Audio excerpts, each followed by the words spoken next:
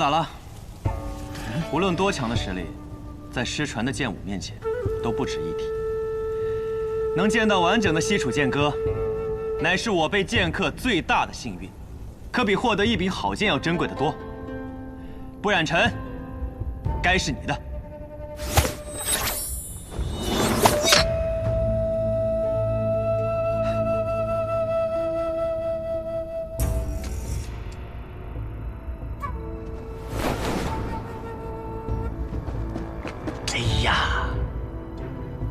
接着，舅舅，啊，走啊！长老，这剑都已经丢了，还留在这里干什么？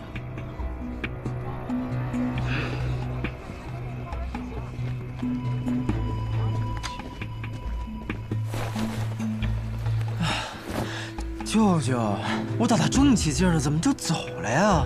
我还觉得那叶鼎之很是有趣儿，想跟他交个朋友呢。都什么时候了，交什么朋友啊？我不知道你的剑法是从哪学来的，我只知道如果我们再不走的话，就会被那些剑客生吞活剥喽。走。这傻小子，学会了很了不起的东西啊！快追，留下他，那可是西楚剑歌。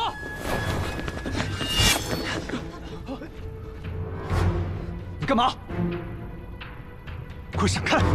各位，盛会还未彻底结束呢，怎么这么急着要走啊？你要拦我们？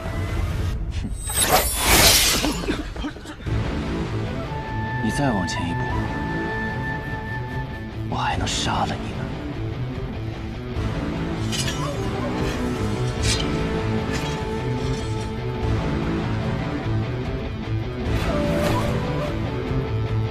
送一个。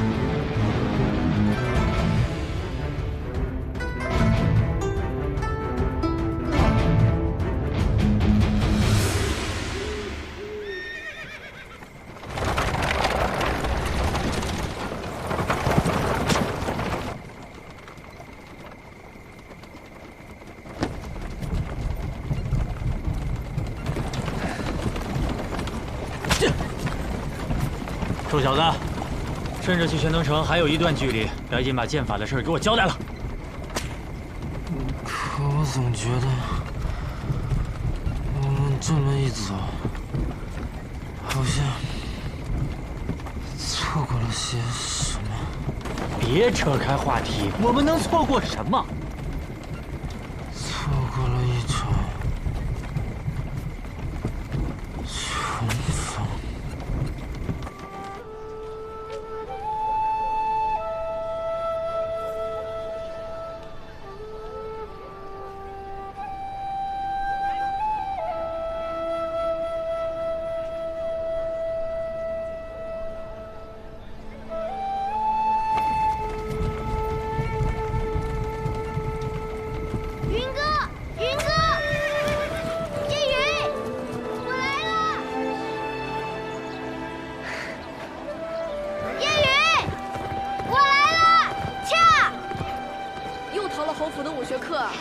我急呀！今天要讲《白羽剑仙传》，正是讲到白羽剑仙纵剑西出，千里救毒的章节，听说可精彩了。在这里，云哥在这里。天下风云出我辈，踏歌今宵尽在言。话说这白羽剑仙头上戴一顶虎头狮子盔，身穿大叶如意连环甲，内衬大红袍，足蹬虎头战靴，胯下一匹白龙马，手使一对护手双剑，那真是威风凛凛呐！从清晨杀到日没，只杀得金银铜铁八大锤，是大败而归。 咻咻咻咻咻咻咻咻！哇，白羽剑仙的故事真是太精彩了！下次我经过陈贬时，定要仔仔细细的看看上头，到底还有没有白羽剑仙留下的那一剑。试问天下，谁能挡我一人一剑？你们两个刚才听到这句话的时候，眼睛都亮了呢。哼，小姐，该回去了。东君、云哥，我就先走了。叶安，呀，回去了就乖乖睡觉，别再点住偷看画本了，伤眼睛。我才没有呢！云哥瞎说。哼。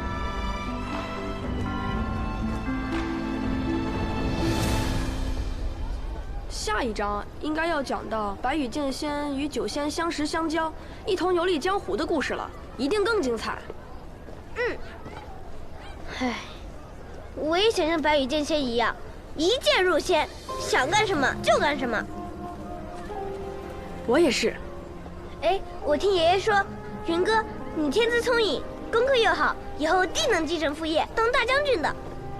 当将军有什么意思？我长大了，要去闯一闯那书中的江湖，做一个行侠仗义、无拘无束的剑客。那你也带上我。这怎么行？若是带了你，侯爷岂不是要提刀来找我？不行不行，你爷爷可是所有人知道都要打寒战的杀神。你胡说！我爷爷明明是全天下最温和的人。反正我跟定你了，云哥，你不是我大哥吗？大哥理应带着小弟。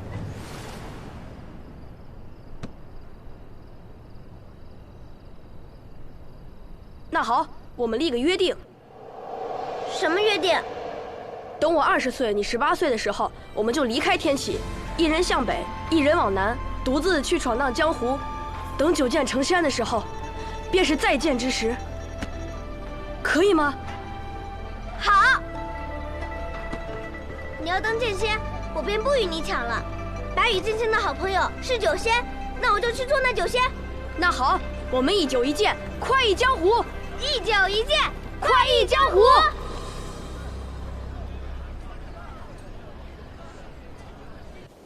大将军叶羽自恃功高，以权谋私，不敬圣人。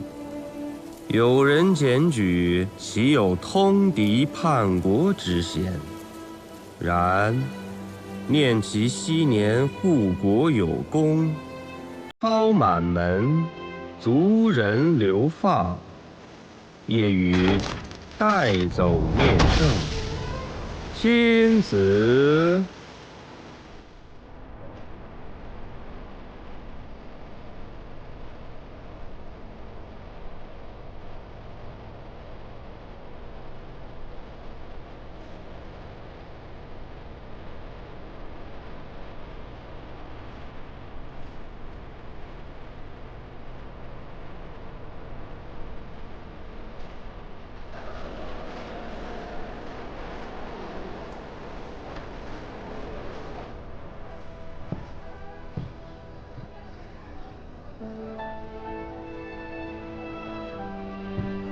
叶兄弟怎么一个人在这里喝酒？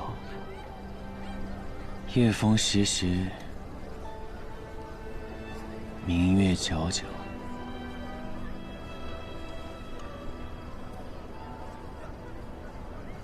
一个人喝酒，或许更美。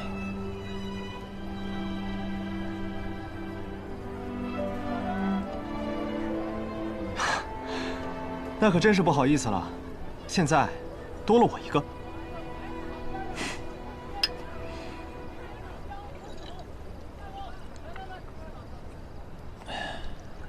叶兄弟认识那小公子？我注意到，你听到那小公子名字的时候，脸上闪过一瞬惊色。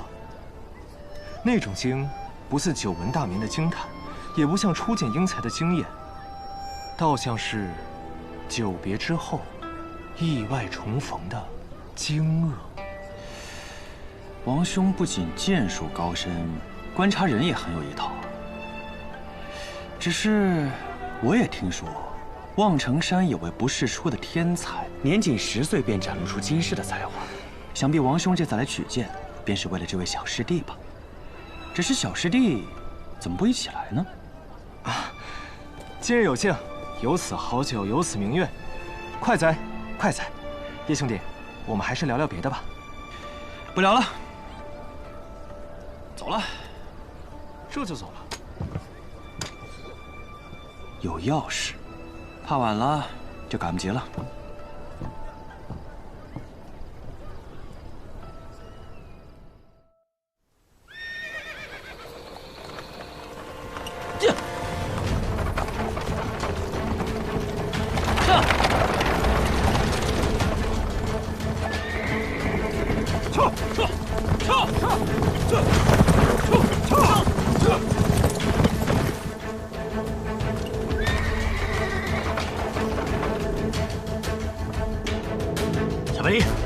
醒！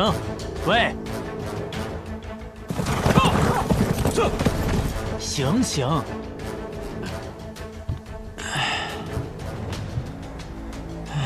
舅舅，我们这是在哪儿啊？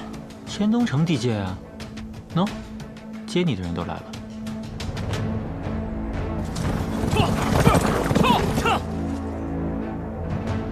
我再问你最后一遍，西楚剑歌是从哪里学来的？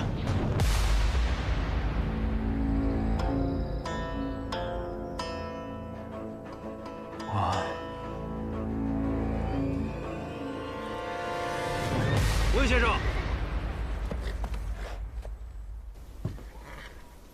哎呀，嗨，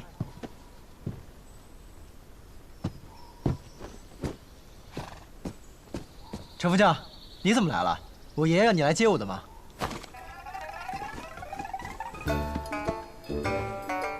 把百里东军给我绑起来！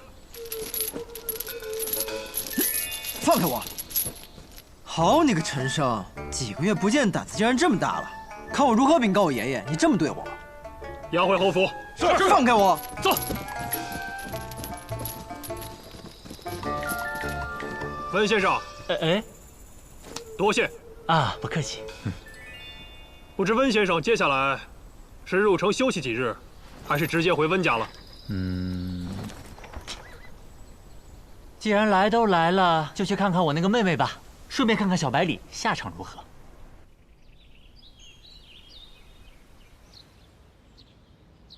爷爷呀，你在哪儿啊？爷爷，快来救我呀！爷爷，爷爷呀，爷爷，快来救我呀！你的好孙子被人欺负了呀！赏尽一世勇猛，老来孙子却遭人这般作践啊！哎，你知道我爷爷去哪儿了吗？怎么装哑巴呀？哎，我问你们，是不是我爹让你们干的？说话呀！哎，让。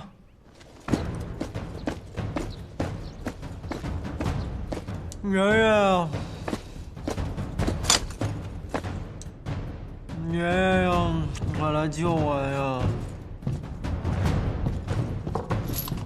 爷爷。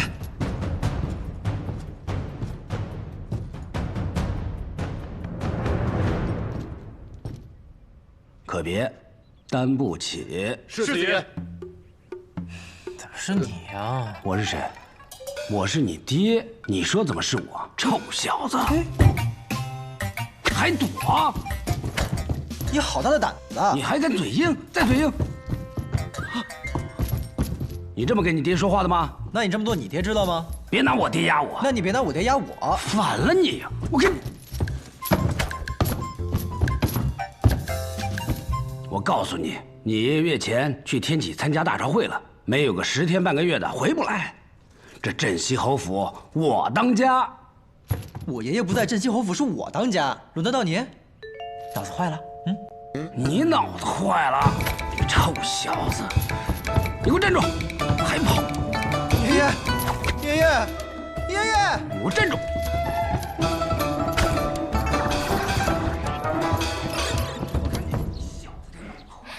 有了小公子在，这侯府才算是有了生气呀。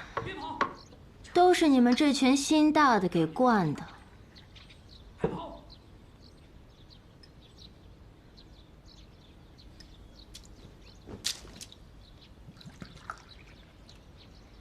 你看你现在的样子，越发像个富贵人家的太太，哪有一点以前的江湖做派？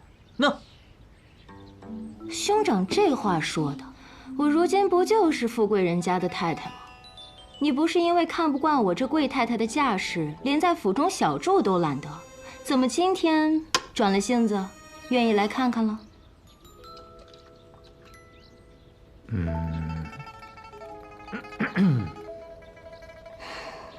都下去吧。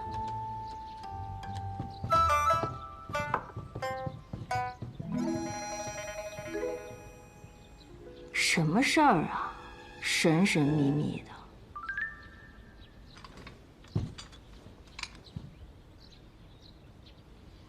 剑，真是一柄好剑。我从小到大看过的名剑不少，却没有一柄能够比得上它。哥哥，这是10大名剑中的哪一柄？都不是。这是名剑山庄的少主魏长风新铸造出来的仙宫品剑，不染尘。这是名剑山庄的仙宫品，多少年没见过这等品阶的剑了。所以，今年剑灵开启，你去夺剑了？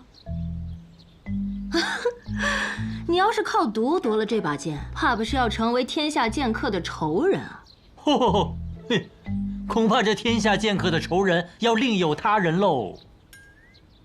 我是去了剑灵，但是剑不是我夺的，是你儿子亲手夺的。哥哥，你就别拿我开涮了，我儿子才会几招剑法呀，就能去剑林夺剑。我就说你们别总惯着他，这就是你给他抢的吧？怕老爷子不让，推说是他夺的。是真的。好，那你告诉我，我儿子用的是什么剑法呀？西楚剑歌问道于天。你再说一遍。西楚剑歌问道于天。这更像吹的了。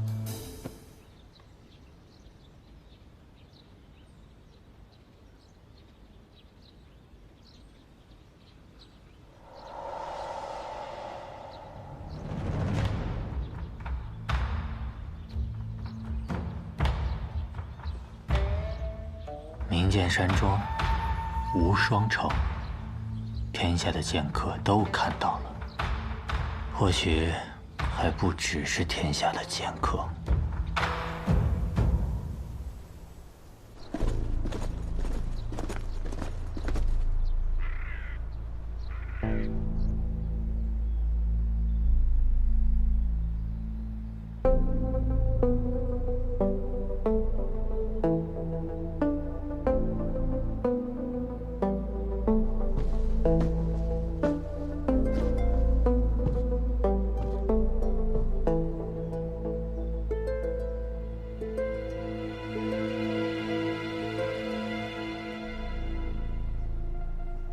陛下。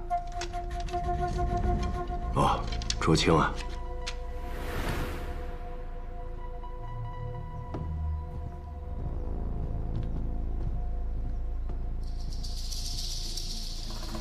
陛下，何事？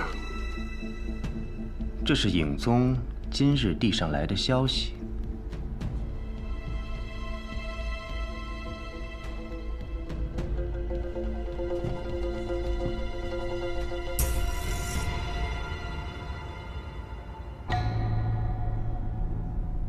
当年百里洛尘奉旨出征，破了西楚最后一座城池，西楚剑如双仙战死。现在你告诉我，西楚剑客再次问世，难道说剑如双仙，他们没死？百里洛尘呢？大朝会结束之后，已离开天启，回黔东城去了。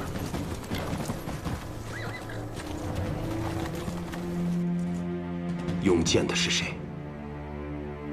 百里东君。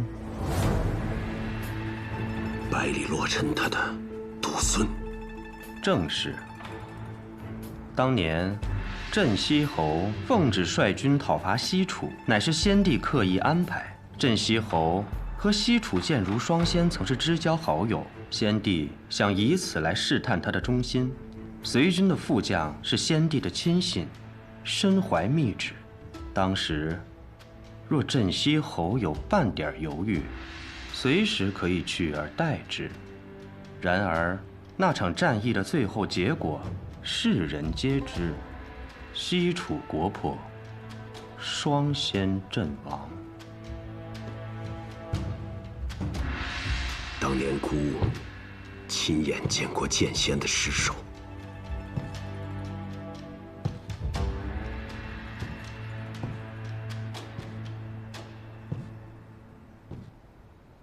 奴才斗胆。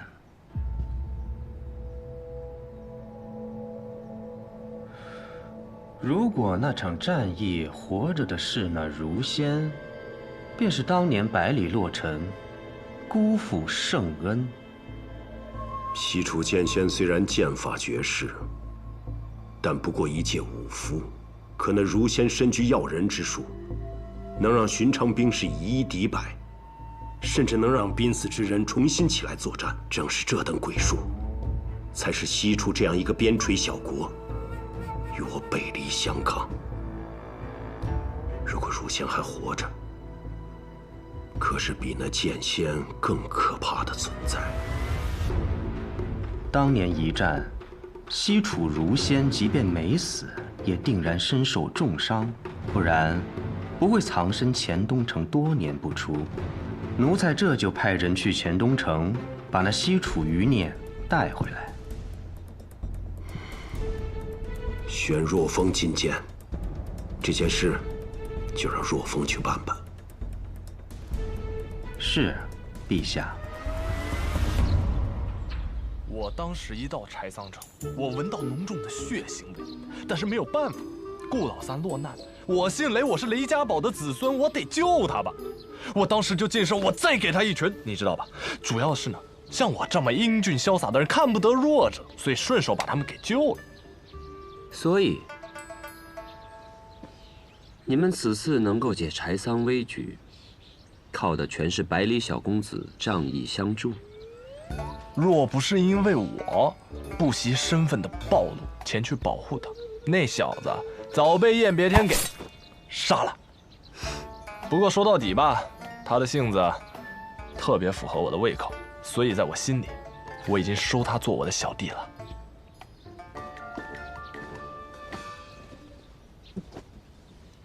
老七，你这表情，打什么主意呢？学堂大考，马上就要开始了。你是说，或许师傅的关门弟子，我们的小师弟？可是他再怎么说也是镇西侯府的小公子，这镇西侯爷能让他入天启吗？不可能。再说了，他那功夫啊，差得离谱，他也只有轻功还凑合。我也就是随口一说。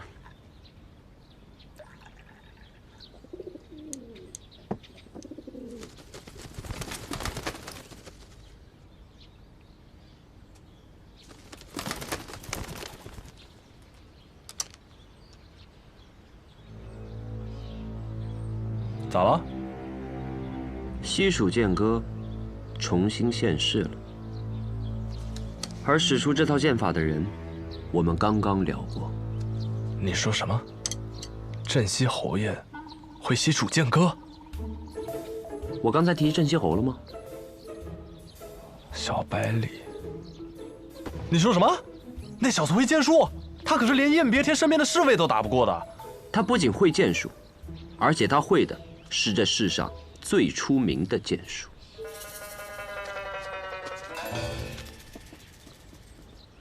小先生，宫里来人了。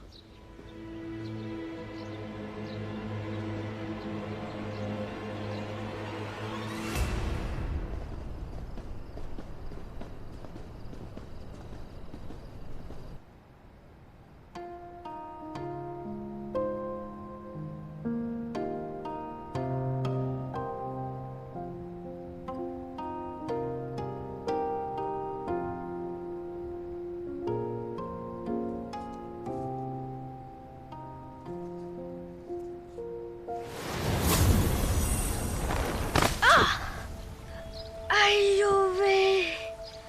哎呦！哎呦！哎！啊！你是谁？如何到的这里？抱歉，抱歉，我不是故意闯进来的，我是在躲我家里的人呢。他们不知道又怎么，给我请了个先生来教我，跑着跑着就跑到老爷爷您这里来了。你就直接进来了？对呀，我刚爬上墙，没想到脚底一个打滑就摔进来了。就是那，哎，这我明明是摔进了院子里呀。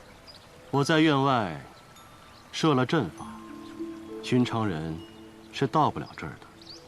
你既能破我阵法，说明你我有缘分。你可愿拜我为师？老爷爷，你要教我什么？教你什么？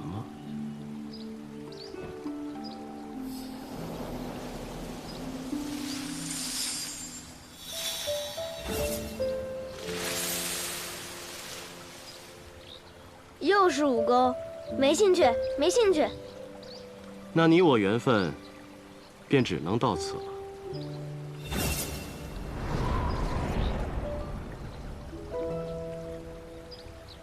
去吧。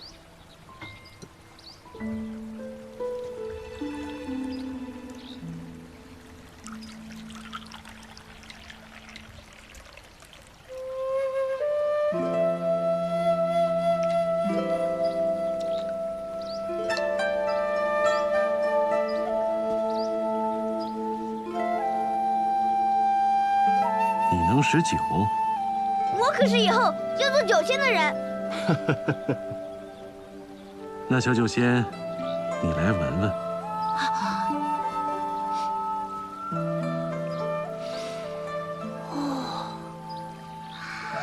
哇，好香醇的酒，哪里买的？我也要去买。这酒可是买不到的，是我亲手酿的。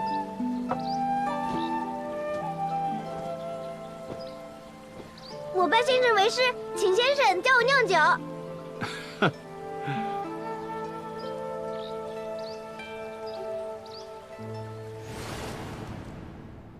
师傅，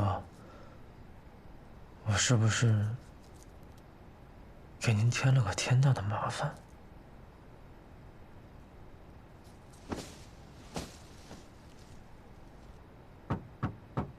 东来，小公子，不是东来了。东来人呢？我这院里什么时候来了个女眷？东来是小公子的心腹，被世子爷调到西院去了。瑞儿是从别院调过来的。我爷爷什么时候回来？今日听府上送信的人来说，怕是还得3、4天吧。等不了了，我得马上去见师傅。瑞儿，你立刻前往洛城巷，找个叫做怀仁的药铺，通知里面的人，快马加鞭，一刻不停地往天启方向跑，直到遇到侯爷的军队，听到了吗？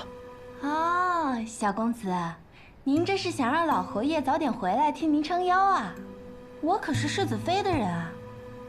别演了，我娘亲肯定是装的骗我爹，好把你安排在我的身边，都是自己人。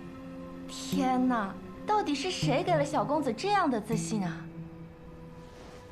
当然是我跟我娘亲这么多年来的默契啊！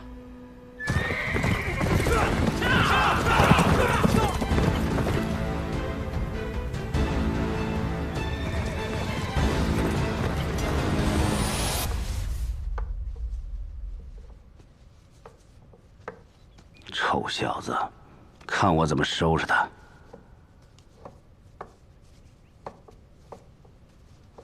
昨日，哥哥同我说，他们回来的路上先去了剑林。嗨，我觉得大舅哥啊，这事做的没问题，是该让东军长长见识了，不然真成了废物了。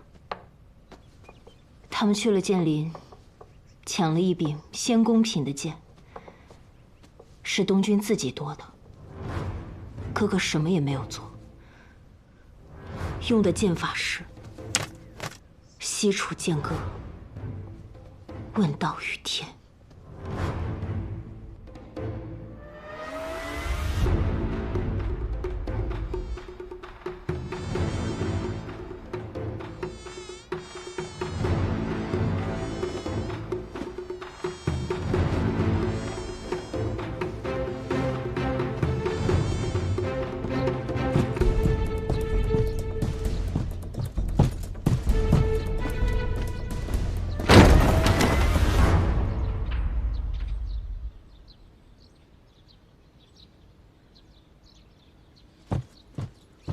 百里东军啊，百里东军，好你个百里东君！世子爷，好久不见，这么着急是要去哪儿啊？臭小子，你竟敢出来了！谁把你放出来的？谁？我。爹，把百里成风绑起来。是。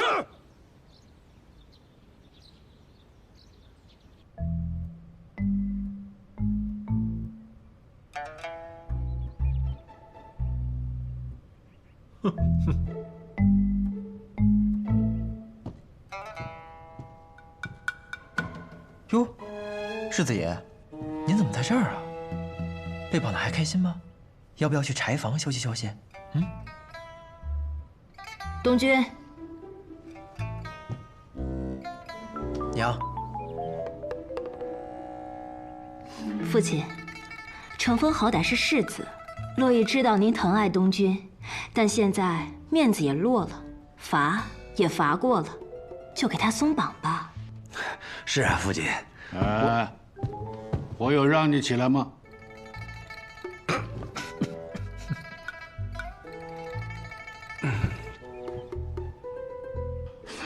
东君啊，你觉得呢？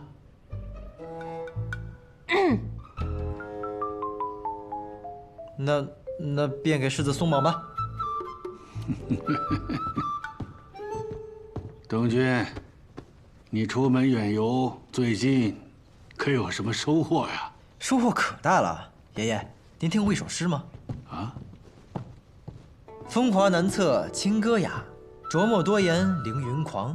柳月绝代莫尘丑，卿相有才留无名。哦，北篱八公子，他们可是鼎鼎有名的大人物啊！不错，这次我就见到了其中的清歌、琢磨、凌云、柳月、莫尘这5位。不光如此，我还帮了他们一个忙。哦，来，东君。据我所知，他们平日都在天启城啊。这次他们是为了顾剑门而来，为了兄弟千里赴柴桑，仅凭这番义气，就十分值得我结交一番。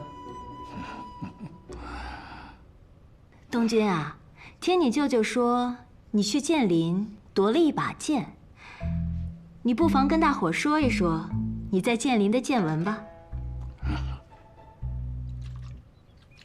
哦，那剑林，那叫一个气派宏伟。我不过是阴差阳错的得了一把好剑。哎，怎么了？哎呦，我这个昨天一晚上在柴房睡的，那蚊子嗡嗡的都没睡好觉。还有爷爷，你这一路舟车劳顿，一定很疲惫吧？不如我们今日到此为止，各自回房歇歇。你看，东君啊，你长大了，懂得照顾爷爷了。好，赶紧回去休息啊。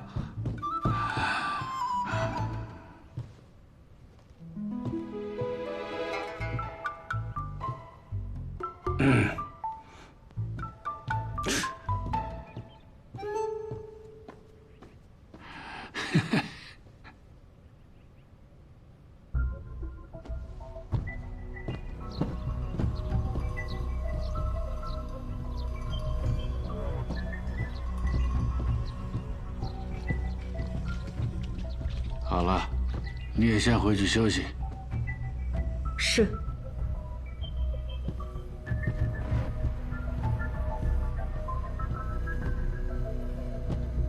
父亲，东君在剑林，我早知道了。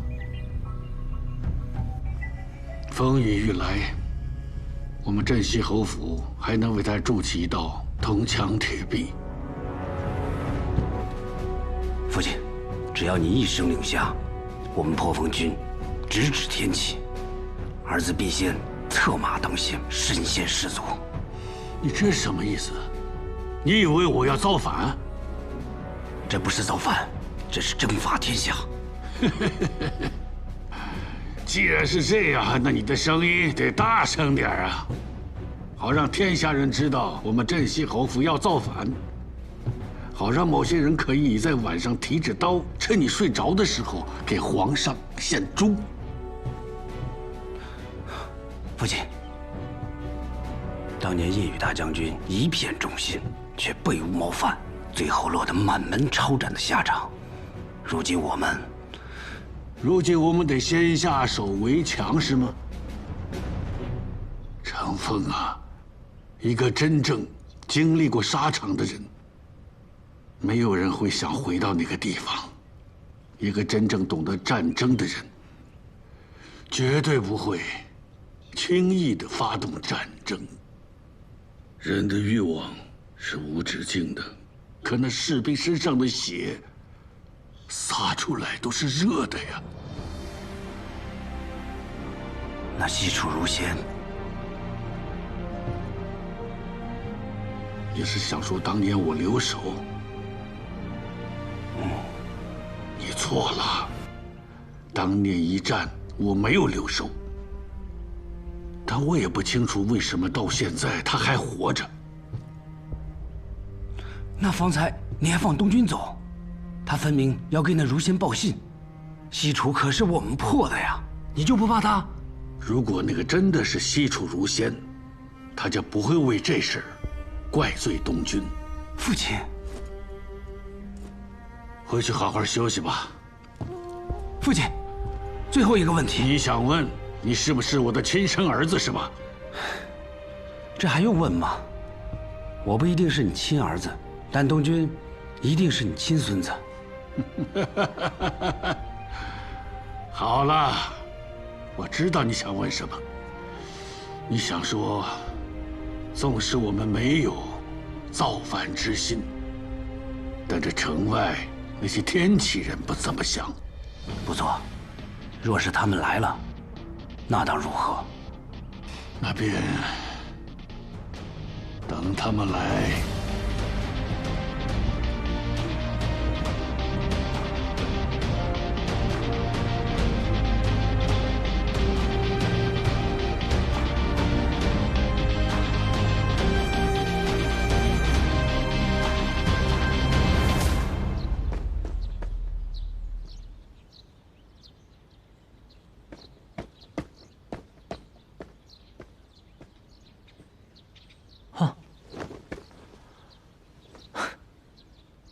这小滑头，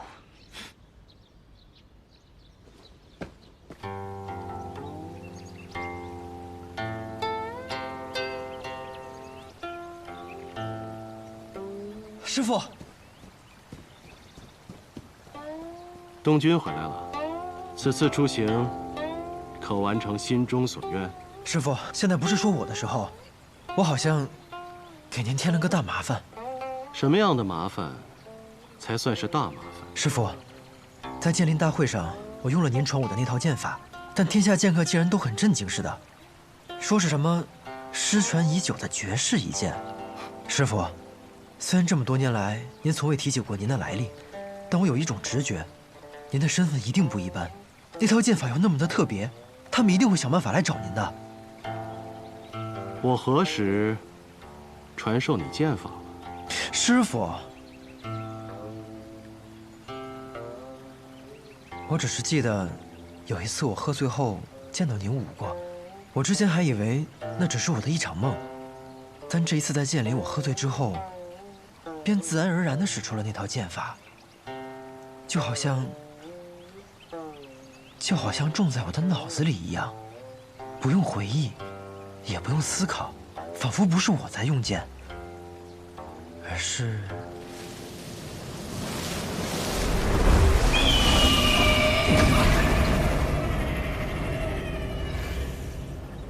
是剑在控制着我。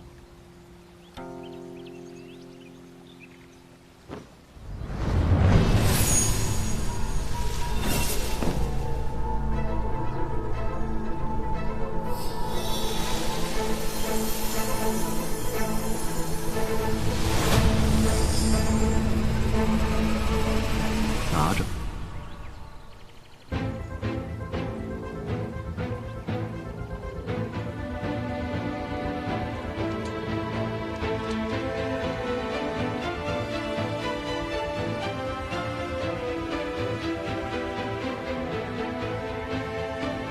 闭上眼，感受它。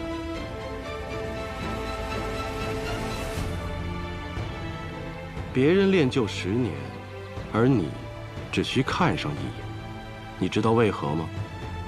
难道是因为我也是天生剑胚？好吧，我不知道。不是因为你是天生剑胚，而是因为你是百里东君，而百里东君是……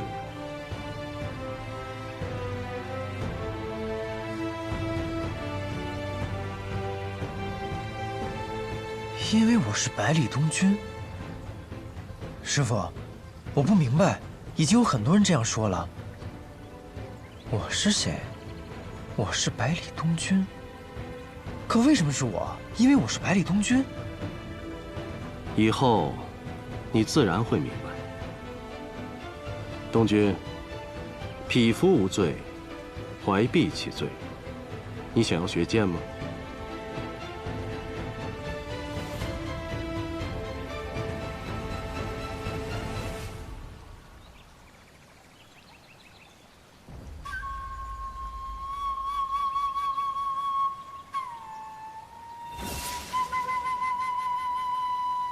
行，师傅，我想学剑。云哥死后，我的行事越发乖张无度，爷爷一直纵容着我。我知道，他和我的想法是一样的。作为手掌兵权镇西侯府的小公子，我越纨绔，天启城那未便越放心。爷爷不希望我走上云哥的老路，但是这一次我见到了真正的江湖人，见到了很多很厉害的人。或许仅凭现在的我，还不足以名扬天下，还不足以守护我想守护的人。